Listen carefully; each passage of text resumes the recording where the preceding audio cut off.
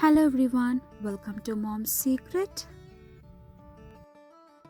இன்னைக்கு நீங்க பார்க்க போறது ரொம்பவே ஹெல்த்தியான கிட்ஸ்க்கு ரொம்ப பிடிச்ச breakfast recipe wheat pancake with fluffy egg. First pancake batter ready பண்ண போறோம். இதுக்காக மிக்சர் கிரைண்டர் எடுத்துக்கோங்க. ஒரு பனானா எடுத்துக்கிறேன். இது கூட 2 முட்டை. ஸோ இந்த ரெசிபியில் வெறும் பனானா மட்டும் சேர்க்கணும்னு கிடையாது. நீங்கள் ஆப்பிள், பியர்ஸ் அந்த மாதிரி நீங்கள் வேறு ஃப்ரூட் கூட சேர்த்துக்கலாம். உங்களுக்கு முட்டை சேர்க்க வேணாம்னு நினச்சிங்கன்னா நீங்கள் 1.5 கப் அளவுக்கு பட்டர் மில்க் சேர்த்துக்கோங்க.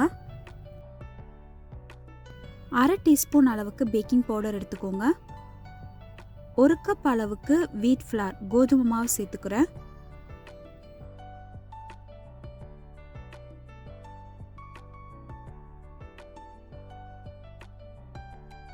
இப்போ இதில் 1 கப் அளவுக்கு பால் சேர்த்துக்கிறேன். இது கூட ஒரு பிஞ்ச் அளவுக்கு உப்பு சேர்த்துட்டு 1 டேபிள் ஸ்பூன் அளவுக்கு பட்டர் இல்லைன்னா எண்ணெய் சேர்த்துக்கோங்க. இப்போ இதை நல்லா ஸ்மூத்தாக நம்ம அரைச்சி எடுத்துக்கலாம்.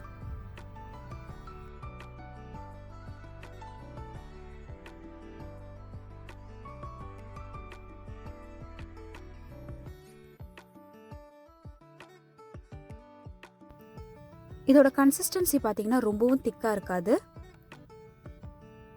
ஸோ இந்த மாதிரி நல்ல பேட்டர் ரெடி பண்ணிக்கோங்க.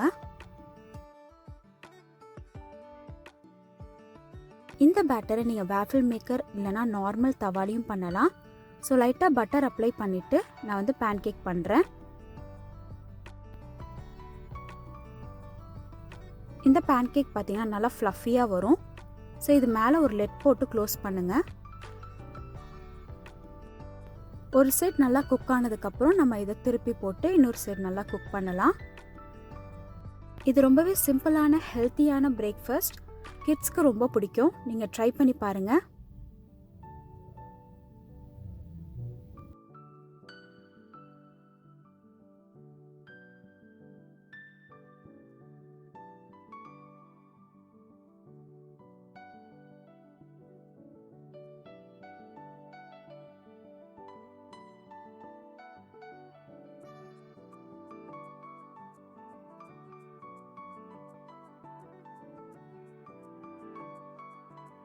நெக்ஸ்ட் நம்ம ஃப்ளஃபி எக் பண்ண போகிறோம். ஒரு முட்டை எடுத்திருக்கேன். இதில் 2 டேபிள் ஸ்பூன் அளவுக்கு பால் சேர்த்துக்கோங்க. இதுக்கு தேவையான அளவு உப்பு சேர்த்துட்டு இதை நல்லா ஃபோக் வச்சு பீட் பண்ணிக்கோங்க. உங்ககிட்ட எலக்ட்ரிக் பிளெண்டர் இருந்துச்சுன்னா நீங்கள் அதை யூஸ் பண்ணுங்கள். அப்படி இல்லைன்னா நார்மல் விஸ்க் இல்லைன்னா ஃபோக் யூஸ் பண்ணி நல்லா பீட் பண்ணி எடுத்துக்கோங்க. ஒரு பேனில் நான் 1 டீஸ்பூன் அளவுக்கு பட்டர் சேர்த்துருக்கேன். இப்போ இதில் நம்ம நல்லா பீட் பண்ணி வச்சுருந்த எக்கை சேர்த்துக்கலாம். இந்த எக் பார்த்திங்கன்னா ரொம்பவே ஸ்லோ குக் பண்ணணும். ரொம்ப ஹை ஃப்ளேமில் வச்சு குக் பண்ணக்கூடாது.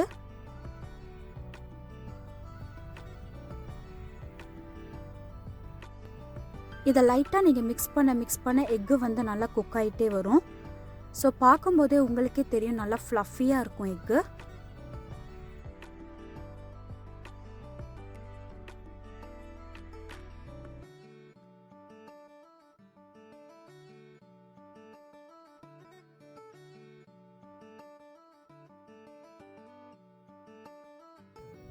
ஸோ நல்லா ஃப்ளஃபியாக எக்கு ரெடி ஆயிடுச்சு.